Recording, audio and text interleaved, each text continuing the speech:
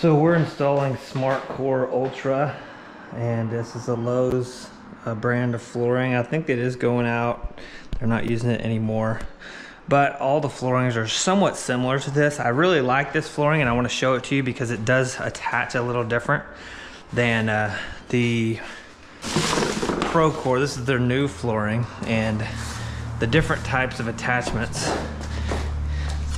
Now, if you have your ProCore here, you'll notice that the lip, it just pops straight down. It doesn't go actually under anything.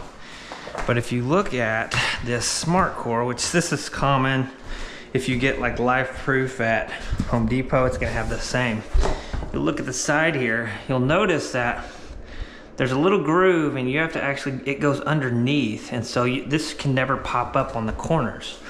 Why is that important? Because like when you're putting it together, you're gonna have to actually pick it up like this, pop it in like that, and then you'll take your cut piece and then tap it into place like this, okay?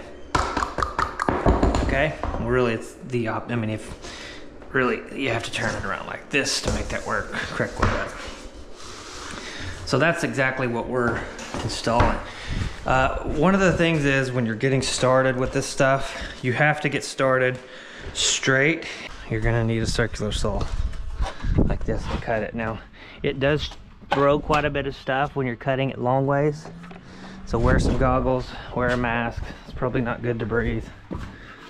Or be outside somewhere where the air is blowing. You're gonna need a tape measure, a pencil, and if you're just cutting long ways, you can put a straight edge like this, and you can tag it, turn it over, pop, and it will actually break. So I'm gonna show you guys what we did here. We got started by cutting this little angle, slid that underneath, and we've got everything going straight. And then we had to cut this piece right here long ways. We had to cut that piece under there long ways.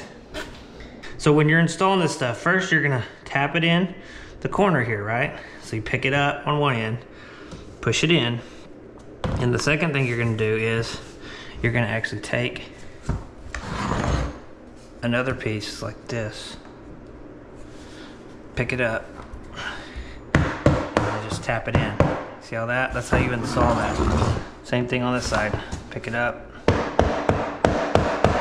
Now it's gonna be a little hard on the very ends because you don't have a solid surface to keep it from doing that. And so I wanted to show you how that kind of pops out of place. And I'll show you a tool that you can use to keep that from happening. You're gonna wanna keep this in your collection of tools when you're doing flooring. And I'll show you the reason why. It's extremely, extremely important. You can actually put this right behind there, okay? And it gives you a flat surface. It gives you something that you can keep pressure on this when you're tapping this place, when you're tapping this stuff together, so you don't have that issue happening with your flooring. So I really like to have these things, like one will be here, one will be there, one there, one there, and they never actually ever will line up in the same exact place.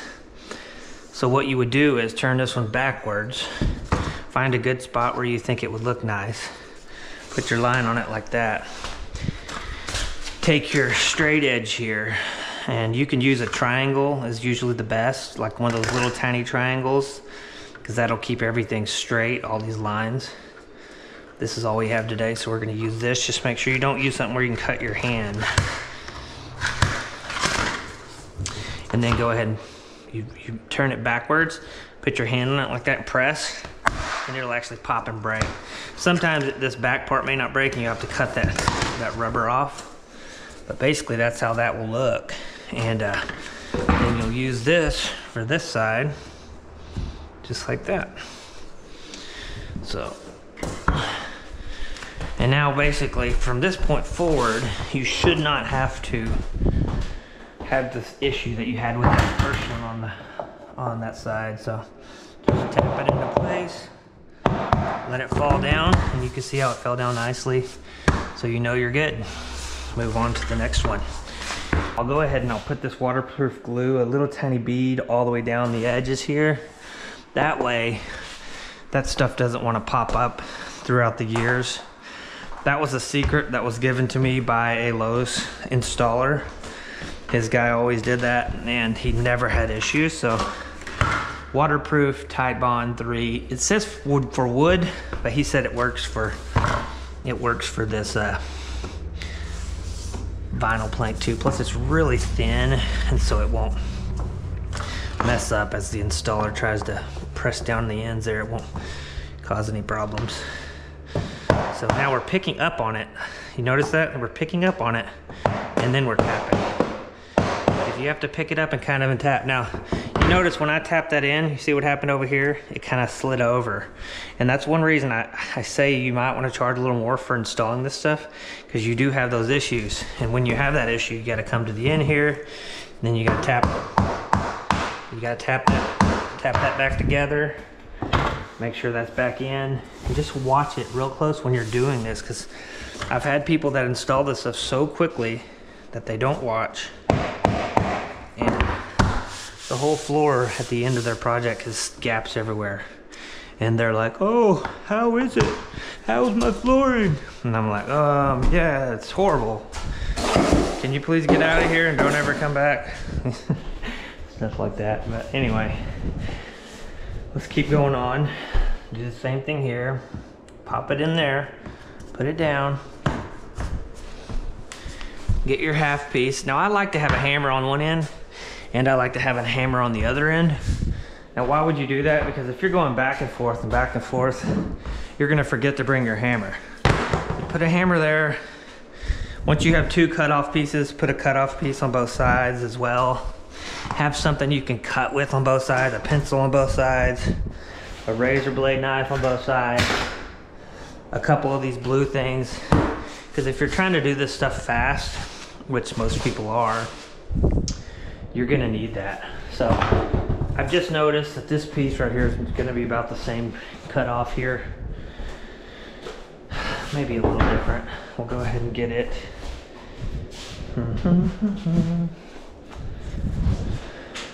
You may need some knee braces as well. So yeah, this one's gonna be about this size for this one. And so we're just gonna go ahead and cut this one normal here.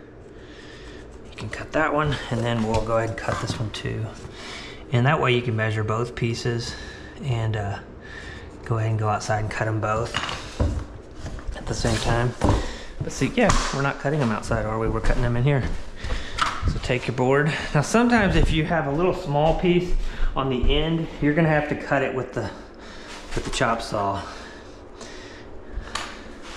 because it doesn't want to break if you don't have the ability to really press your palm of your hand on it. And your razor blade knife is gonna get dull doing this. You might need a couple blades you're gonna have to bring with you. Go ahead and turn it around, pop it backwards. Now another thing that I like to do, which is kind of important, is any of the flooring underneath your tile, if you're concerned with it, maybe you think it's asbestos or whatever, go ahead and seal it with some type of sealer so that you're not dealing with particles. But also, you know, if someone had cats or dogs and it smells like pee, the primer, like this oil-based primer or some type of sealer that you can put under here, will take away all that smell. And you'll just be so much happier with yourself after getting rid of that nastiness. So let's go ahead and put this together. And another thing you're gonna wanna bring around with you is you're gonna wanna have a broom, because before you ever put anything down, you wanna keep sweeping this area here, because you're gonna get dirt built up from your feet, and you don't want any dirt underneath this flooring. And you'll notice this piece right here, this can become frustrating after time. You know, this one, oh, we didn't ever put this one in, did we? So go ahead and let's pop this one in.